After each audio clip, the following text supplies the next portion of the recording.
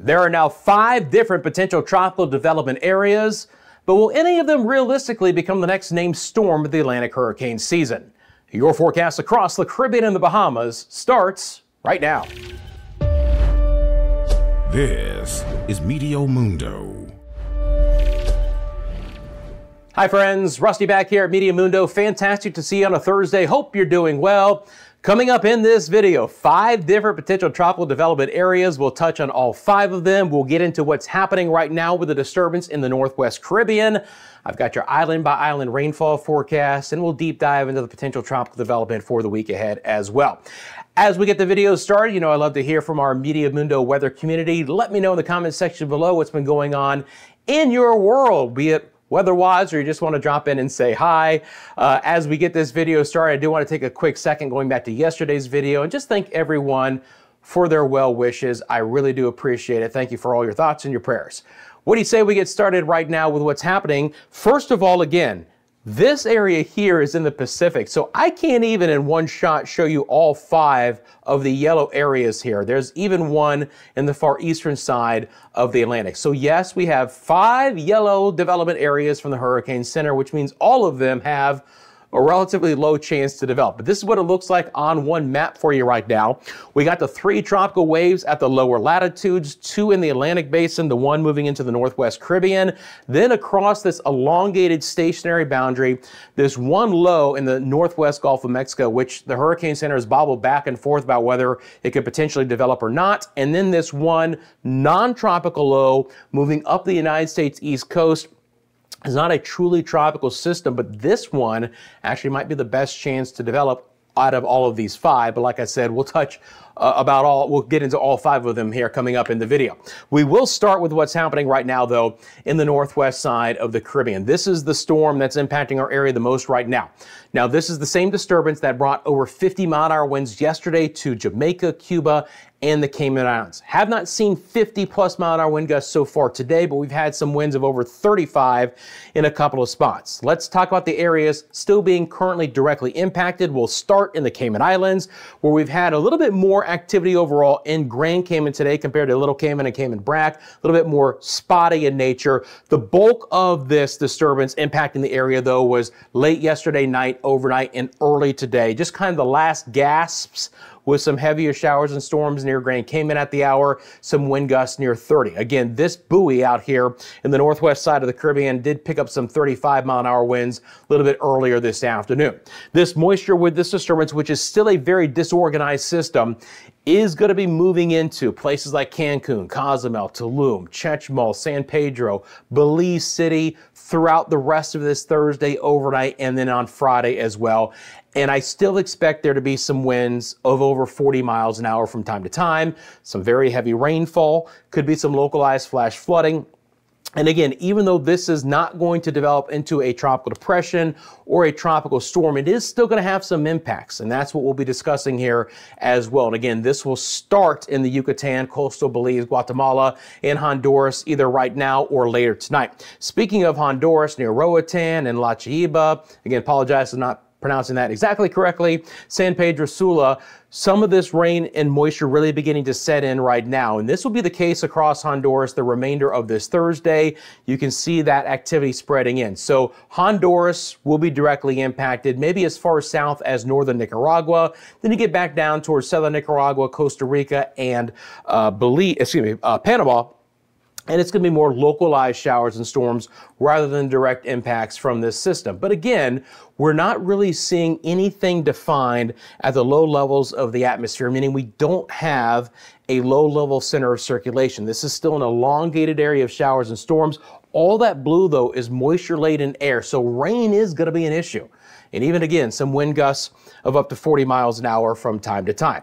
Now, getting back over to other areas on this Thursday, thought we might have a little bit more rain today in Jamaica. We're just starting to see a few showers and storms crop up, but it's been a relatively dry Thursday, a little bit drier than I expected. Now, the bulk of the moisture is off towards the west, but there's still enough moisture here to fire off a few isolated showers and storms and some breezy conditions from time to time. It's been a little bit windy in southeast Cuba again for today. Not a lot of rain has developed there for the most part. It's actually been relatively quiet for the Bahamas for today, back down towards the Turks and the Caicos. Few showers and storms at the hour, mainly over the Dominican Republic side of Hispaniola, especially on the southern coastline, Santo Domingo, down towards La Romana. You can see some of those showers and storms. Now, what's very interesting is on this enhanced satellite imagery, it almost looks like the clouds are moving from north to south, and the mid-level clouds are. We still have surface-based easterly winds, and I can show you that on the visible satellite imagery. We still have our east winds. Now, some winds today have been out of the northeast, some have been out of the southeast, but at the mid-levels of the atmosphere, we actually have winds going from north to south, and those winds turning with height have developed some of the storms for today. And what's the feature bringing us those north winds in the mid-levels of the atmosphere is this area north and east of the Leeward Islands. Nice little thunderstorm development here. Now this should kind of push north and west, but some of this moisture could sink back in to the Leeward Islands and bring those areas some better rain chances starting tomorrow. It's been more isolated for Puerto Rico for today, but again, a few storms have developed on the western side of the island near Aguadilla, towards the Mayaguez area, maybe back down towards Ponce. Not a lot, and again, this is the enhanced satellite imagery. You can see the clouds moving off towards the south, but the winds at the surface are still out of the east, so don't be fooled by that. But a few showers and storms. It's been mainly dry for places like St. Croix, St. Thomas, St. John, Vieques, Culebra, the rest of our friends in the British Virgin Islands as well. Back over to the visible satellite imagery. There hasn't been a lot of rain in the Lesser Antilles, especially the Leeward Islands today, but it has been localized and heavy where it has developed. What I mean is we haven't had widespread rain, but man, it's going gangbusters in a couple of spots. Not a ton for Anguilla, St. Bart, Saba, St. Kitts and Nevis, St. Martin, Barbuda, Antigua, Montserrat for today. You get south towards Guadeloupe, Dominica, and Martinique. I want you to notice those bright whites on the visible satellite imagery.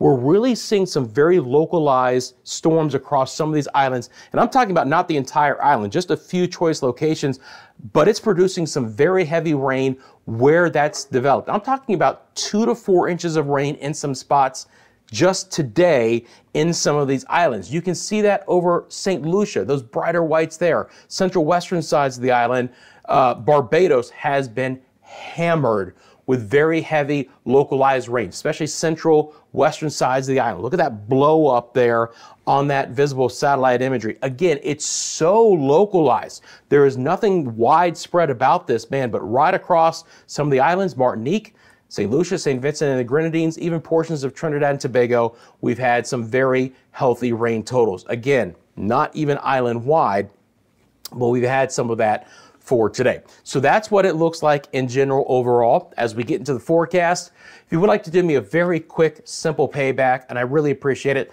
just click the like button for me right now. Click that thumbs up. Thank you for subscribing to Meteo Mundo. You want these daily forecasts across the Caribbean and the Bahamas and your tropical updates. You can always share this with your family and friends. And again, thank you for supporting me here at the channel via the memberships, the super thanks, and other ways in the description below. Okay, so now we're going to get into the forecast part of this. We're going to start off with the disturbance in the Northwest Caribbean over the next couple of days, how this is going to play out for some of our area. It will begin to end fairly quickly here for the Cayman Islands. So we're going to look ahead to the Yucatan, Belize, Guatemala, Honduras, and eventually, again, the potential development into the southwest Gulf of Mexico. Now, this system from the Hurricane Center only has a 20% chance of development as it gets into the southwest Gulf. We'll see how it plays out. But for these areas, again, starting right now or later tonight, the rain begins to set in. There'll be some really nasty squalls coming in with up to and including 40-mile-an-hour winds or even some higher gusts. I'm expecting fairly widespread 2 to 4 inches of rain. That's 50 to 100 millimeters, but there could be some locally higher amounts. There could be some flash flooding. There could be some landslides and mudslides. Please check in with your local government and your local officials for any local messaging as this system moves in. But it's going to be a really sloppy rest of this Thursday, well into Friday, and in some areas lingering into Saturday as well. Again, this is not going to develop into a depression or tropical storm before it gets into Belize, southern sides of Quintana Roo. If it's going to try and develop, it'll be later this weekend as it basically hugs the Mexico coastline and then actually tries to move north towards the Texas coastline and into the northwest Gulf of Mexico in general. Again, this area is a completely different area. The disturbance in the Caribbean is this one, but again, only a 20% chance here over the next several days. So I'll be monitoring that. But again, for our areas, Cancun, Cozumel, Belize City, Roatan, San Pedro Sula, places like that, this is what we should expect. Again, 20% chance, that's it. But what are the impacts? 2 to 4 inches of rain, locally higher amounts. Wind gusts of over 40 miles an hour. Could we approach 50 like we did yesterday? It's possible. Haven't seen them today, but I think 40 is a pretty good number with some locally higher amounts than that. Then for the Yucatan, Belize, Guatemala, Honduras, please continue to monitor the situation. Down the road, if this does develop, northern Mexico, portions of Texas and Louisiana would need to keep a close eye on this disturbance as well. As we look at the development here in the southwest Gulf of Mexico, you're not going to see a ton from the GFS model, all right? So this is right now, you can see the time frame here, nothing as we get into tomorrow, 1 or 2 areas here Saturday into Sunday.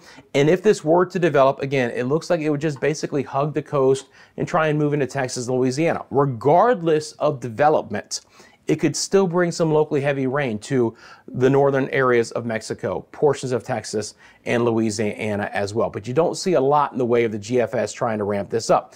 Now, the European model is very interesting, okay? Some of this that you see, and I'm gonna let this loop one more time, some of this that you're going to see initially right here is actually with the development area already in the northwest Gulf of Mexico, okay? Sitting right there. Then we pick up the disturbances in the Caribbean with 1 or 2 ensemble members trying to strengthen it into potentially a tropical storm as it gets closer to Texas next week. That is still a very low probability. And out of the 5 disturbances, I would say this one probably has the second best chance to become a tropical storm. But again, we're talking about a 20% chance overall for the National Hurricane Center. The better chance is that this just stays a very wet, sloppy system, with the rain being the main impacts and then some of the wind gusts being a secondary issue. But you just don't see a lot in the way of these ensembles really trying to crank this thing up. Just a couple have it becoming something. Now, the interesting thing is, I'm gonna step to this side, is that with this disturbance that's situated to the north and to the east of the Leeward Islands right now, a few of the ensembles also have some minor development near the Turks and Caicos and the Bahamas for mid next week. And we'll highlight that coming up as well. It's not a big chance, that's for sure.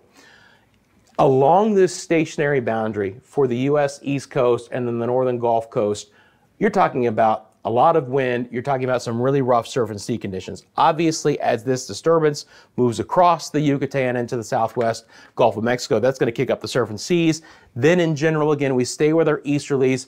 I would expect there to be some higher surf and sea conditions for the eastern sides of the Leeward Islands, closer to where we might have at very broad disturbance. It's a extremely low 10% chance of development with that one, and we'll highlight it more coming up. But of course, it's going to push some swells a little bit away from that main area. Now, on the European model, when we're looking at what could be tropical storms, okay, and I kind of already alluded to this, out of the 5 areas right now, the European model has 3 of them that could potentially be a tropical storm. The one with the highest chance that could become Francine is the one moving up the United States East Coast. It's not a true tropical low, though, if it develops. It would be a hybrid system, a subtropical storm, however you want to call it, but they still get names. So this one could be the next Francine. That one could be the F-name storm. We'll see if this one becomes Francine. It's a much lower chance, but it's second to this one for that development. And then the one in the far eastern side of the Atlantic has a very low end chance. You can see that on your legend here, 10 to 20% chance of becoming a storm. The bottom line is, it's like a parking lot out there, right? But none of them have an excruciatingly high chance, thankfully, to actually become a tropical storm. As I mentioned, this is the one with the highest opportunity right now. All right, so let's get into the broader forecast here of the other 4 systems that I haven't specifically highlighted as of yet. And then we're going to get into the island by island rainfall forecast. I'm going to take out our model a little bit longer in time, basically about 6-7 days, okay? And then we're going to look at all of these. We're not going to spend a lot of time on each one, but we'll talk about them. So again, regardless of development in the Northwest Gulf, which is only a 10% chance, it continues to be very wet for the upper Texas coastline, portions of Louisiana, even into Mississippi and Alabama. Very, very wet weather continue. And on the heels of this, the disturbance that's in the Caribbean lifting up the western side of the Gulf of Mexico will bring another round. That's what you're seeing right now on the 9th, the 10th, the 11th, another round of very heavy rain. Our friends in this area, which have already seen some flooding, could continue to see the opportunity for flooding over the next week ahead by this system and then this system being the 1-2 punch. Again, this system here is going to bring some high sea conditions across the United States eastern seaboard into New England and portions of the eastern sides of Canada as well. For our friends in Bermuda, you have a couple of scattered showers as a possibility today, but this system is actually pulling away from you right now. And again, there is an opportunity that this could pull into eastern Canada, and so we'll see how this plays out. Okay? Could be a very broad area, but that could be a lot of wind coming as well. These subtropical systems, they pick up forward speed quickly, and they can come in with a lot of wind energy as they, really become a truly hybrid system, getting out of the warmer waters of even near the Carolina coastline. You get that far north in the Atlantic, you get into some cooler waters quickly, but those have a lot of wind energy for the most part as well. Now, on the GFS with this system, and we'll get back to the beginning, you're not going to see a ton as far as any actual development, all right? I'll watch out for places like Puerto Rico, the Virgin Islands, the Leeward Islands, Turks and Caicos, Southeast Bahamas. 10% chance on this one, okay? You can see in the GFS model, it doesn't really do anything with it. However, it'll be close enough to the Lesser Antilles where rain chances overall will be going up fairly high. I don't think the GFS is representing the rain well here.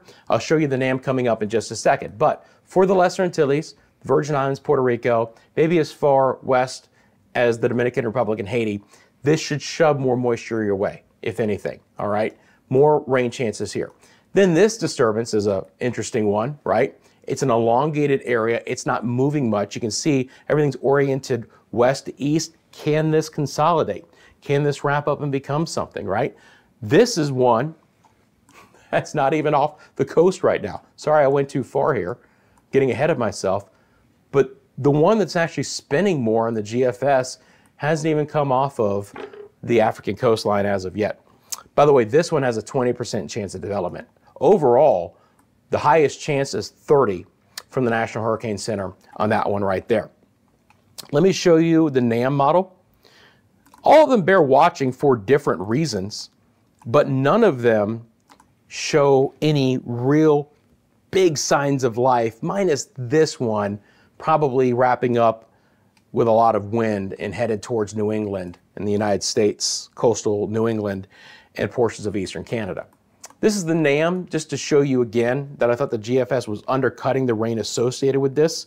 While it may not develop just like the one in the Northwest Caribbean, rain chances are going to get higher, especially Martinique North, and then especially places like Guadeloupe, Montserrat, Antigua, Barbuda, St. Kitts and Nevis, St. Martin, Saba, St. Eustatius, St. Bart's, Anguilla. Those areas, rain chances going up. That then spreads off towards the west, Anegada, on over towards Virgin Gorda, and our friends in Roadtown, St. Thomas, St. Croix, St. John, Vieques, Culebra, Puerto Rico, Yost Van Dyke, areas like that, and then off towards Hispaniola. So rain chances there will just continue to go higher. Now, I mentioned in yesterday's video that we talk about some of the reasons why the hurricane season has played out the way it has. There is some really above-the-shoulder thinking going on right now with some of the tropical minds, all right? And I've been keeping a close eye on that and have my own thoughts as well. We could really deep dive into this in a separate video, if you will, as far as some of the higher-level thinking. But I can take some of those pieces and we can look at things that are really happening right now that are much kind of simpler to point out in a video like this. And so I'm going to start with kind of one thing a day.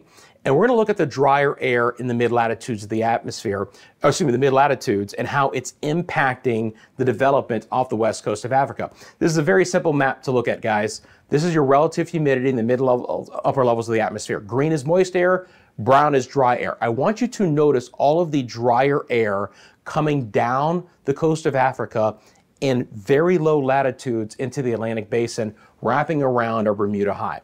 This is extremely unusual, especially for early September. By the way, this is not historic. This is the forecast from the GFS model for the week ahead, still showing an abundant amount of drier air at the mid and the upper levels of the atmosphere. Obviously, we have cooler water temperatures off of portions of the western coast of Africa than usual, and the drier air is a big factor as well. So this is an inhibitor for some of these waves moving off the west coast of Africa in the main development region of the Atlantic to develop. That's just one of the factors. There's plenty of others. Like I said, there's a lot of above the shoulder thinking going on here. But just to show you something that's still in play for the week ahead is much more drier than what we typically expect here in the western sides of the Atlantic through the main development region. So that's one of the reasons why, again, we have had a drought as far as named storms go. But again, another question is, why did we have Beryl and now we have nothing, right? And those are some of the things we'll delve into here as we look at some of the other components that could potentially be what's happening. So let's get back over to the rest of the forecast, and we're gonna go island by island for you right now. So I'm gonna bring up the GFS again. Let's see here. Actually, I'm gonna go back to the NAM and just loop this up. So we've kind of covered all 5 areas. And all of them, as I mentioned, bear watching for different reasons and for different time frames. But over the next few days, how is this going to play out? We've already talked about, because of this system, wetter weather for the Lesser Antilles spreading into the Greater Antilles as well. For my friends in Jamaica, we're going to be in a little bit of a lull pattern here the next few days, all right, which means the humidity is going to be cranked up, the heat's going to be cranked up, rain chances are going to be relatively low through Sunday. Don't expect a lot of rain here, passing showers developing in the afternoon. A little bit drier overall for Cuba as well, but rain chances overall will be a little bit higher. Cayman Islands rain chances, again, should be knocked down as well. We've already covered the rain chance over the next 3 days over portions of Central America and the Yucatan. Still going to be wet for Panama and Costa Rica, and even higher rain chances Nicaragua, Honduras, up to the north, including all of the Yucatan as well. I don't expect a lot of rain for the Bahamas. Isolated showers developing in the afternoon. Freeport, Lucaya, Grand Bahama, Nassau, New Providence, Andros, Cat Island, Exuma, the Acklins, 20–30% chance at best for us here. Down the road again, could this disturbance bring in more rain, more swells? Yes. Short term, next 3 days? No. So let's look at the rainfall forecast for you island by island. 30% chance for tomorrow, Northwest Bahamas, 20 over the weekend. Decent boating weather as well. Maybe have some outdoor plans. Get them cranked up, get them ready to go. Central Southeast Bahamas, 20% chance. Turks and Caicos, not much better. Cuba's rain chances, I said lower, but they were 80–90% the last couple of days, 70–60 over the weekend. Cayman Islands rainfall chances just continue to fall over the weekend as that moisture moves west. Belize City's rain chances, and overall for this entire area, it's wet tonight, tomorrow, portions of Saturday, should begin to dry out on Sunday, drying out from east to west. Cancun and Cozumel rain chances relatively high for the weekend ahead. And again, some heavier rainfall, some flash flooding possible in those areas.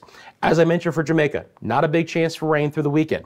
Dominican Republic's rain chances are okay each and every day. Puerto Rico, U.S. and British Virgin Islands, 40% chance the next few days, up to a 50 on Sunday. Bermuda's rain chances highest tonight, tomorrow. Then as that system pulls away, rain chances lower a bit. But here you go. Anguilla, St. Kitts and Nevis, St. Martin, Saba, St. Bart's, Antigua, Barbuda, Montserrat, all good rain chances, especially building in over the weekend. A little bit lower overall, Guadeloupe, Dominica tomorrow, but then up to a 60% chance Saturday and Sunday.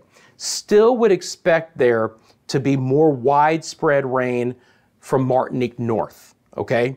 But just like we saw today, we could still get localized very heavy rainfall, St. Lucia, St. Vincent, and the Grenadines south. Just the rain chance overall is going to be lower. More widespread rain further north, closer to where that axis of deeper moisture is going to be.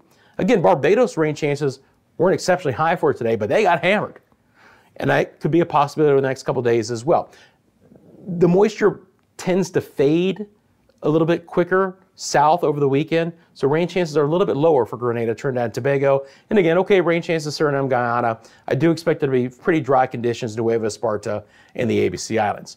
Hey, let's take a look at the animation of the European model over the next 7 days. I love to animate this now. I think this is a new feature I'm going to bring along because you can see in the top right-hand side of your screen the time frame. So as we get into Sunday and Monday, now you're looking at the big time rainfall potential. Again, northwest Gulf of Mexico, right along the Mexican coastline with the disturbance there right now, and then the one in the Caribbean moving up north and west. There's a lot of red on this map though. That's 2 to 4 inches or 50 to 100 millimeters as well. Again, a little bit drier over some of the areas that had more healthy rainfall totals. On the European model, this disturbance stays relatively far east of the Turks and Caicos and the Southeast Bahamas. We'll see how it plays out, but it gets close enough again for higher rainfall totals, especially towards the Leeward Islands, maybe even the British and US Virgin Islands as well. Heavy rainfall could set in later, and I'm talking about days 5, 6, 7 for the Northwest Bahamas as this moisture comes across Florida and tries to track to the north and to the east. But in the shorter term, you guys will also be drier as well. Friends, you can follow us across all social media, Instagram, TikTok, X, Facebook. You want to send me a picture or video, it's mymediamundo@gmail.com. Would love to include them in one of these videos. You have a specific question about the forecast, drop it in the comments section below. Again, while you're down there, if you haven't done it yet, thank you for liking this video and thank you for subscribing. You have a great rest of your Thursday. I'll be back tomorrow with all the newest information in your area. Until then, have a great one, and I'll see you soon right here at Meteo Mundo.